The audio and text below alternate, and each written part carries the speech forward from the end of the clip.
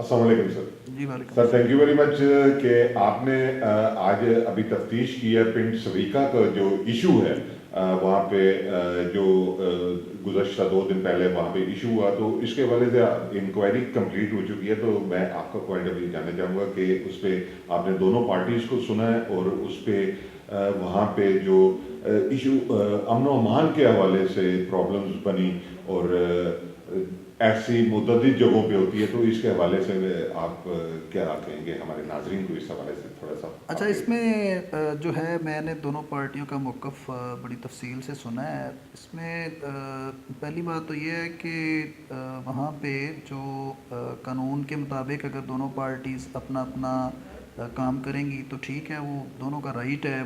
दारों को कंप्लेंट करना भी उनका राइट है। यासर ने अभी हमें एप्लीकेशन दी है, ये भी उसका राइट था। तो हमें उसमें इसी तरह से पता चलता है, जब हम सबको सुने फिर ही पता चलता है कि इश्यूज़ क्या हैं।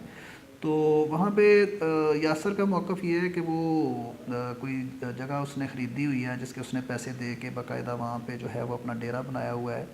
तो दूसरी पार्टी जो है उसने उसका मौक़िफ़ है जी कि ये डेरा जो है इस वाली जगह भी और बाकी कुछ और जगह भी वहाँ पे है जो उन्होंने चरागाह मंजूर करवाई है हुकूमत से या डीसी साहब से। तो उस रात जो वाक़या वहाँ पे हुआ था वो ये था कि यासर जो है उसने वहाँ पे अपनी ज़मीन की कोई फेंसिंग वगैरह करने की कोशिश की कि जहाँ पे वो फसल काश्त करता है, तो वो फेंसिंग नहीं है तो वहाँ पे मवेशी वगैरह जो हैं वो उसकी फसल को ख़राब करते हैं। गांव वाले ये कहते हैं कि जी चूँकि मामला हमारा कोर्ट के अंदर पेंडिंग है, कोर्ट में केस चल रहा है, तो इसको वहाँ पे फेंसिंग नहीं करनी चाहिए थी। तो अब ये तो दोनों पार्टियों का मामला मौक़िफ़ ऑलमोस्ट ठीक है। वो अगर फेंसिंग करना चाहता था तो वो भी उसका जो है जायज़ बात है कि वो मवेशी उसकी फसल ख़राब कर देते हैं, लेकिन चूँकि मैटर अभी कोर्ट के अंदर पेंडिंग है तो उस वजह से वो उसको नहीं करना चाहिए जब तक कोर्ट से फ़ाइनल ना हो जाए। तो जो दूसरी पार्टी है उसने बाकी जो तजावुज़ किया वो ये था कि उन्होंने वहाँ पे जब पुलिस पहुँची, उनकी कंप्लेंट पे ही पहुँची वहाँ पे कि जी वो यासर वहाँ पे कोर्ट की जो है वो जो अहकामात हैं उनकी शायद वायलेशन में करके वो वहाँ पे कोई कंस्ट्रक्शन वगैरह कर रहे हैं। तो पुलिस जब उसको वहाँ से रोकने के लिए पहुँची तो इन्होंने फिर उसको मिसयूज़ करने की कोशिश की। ये बाकी जो लोग हैं जो यासर के मुखालफ पार्टी है, तो उनको भी समझाया है कि भाई इदारे जो हैं वो अपना काम करेंगे ज़रूर, इंशाल्लाह पुलिस अपना किरदार अदा करेगी।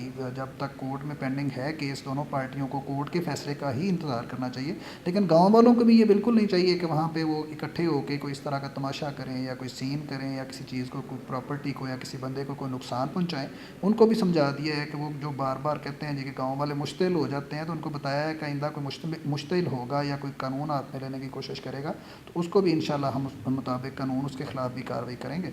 तो इसमें जो इंक्वायरी की जहाँ तक बात है, अभी फ़ाइनल इसमें थोड़ा रहता है स्टेप करने वाला, वो जो कंसर्न्ड एसएचओ है वहाँ पे जिसने जाके वो सारा वक़ूआ देखा था, उसका इनपुट भी इसमें मुझे चाहिए होगा। तो उसके बाद इंशाल्लाह मैं इसकी फ़ाइनल रिपोर्ट अपनी जो है वो डिस्ट्रिक्ट पुलिस ऑफिसर जेलम के लिए तैयार करके भिजवा दूँगा।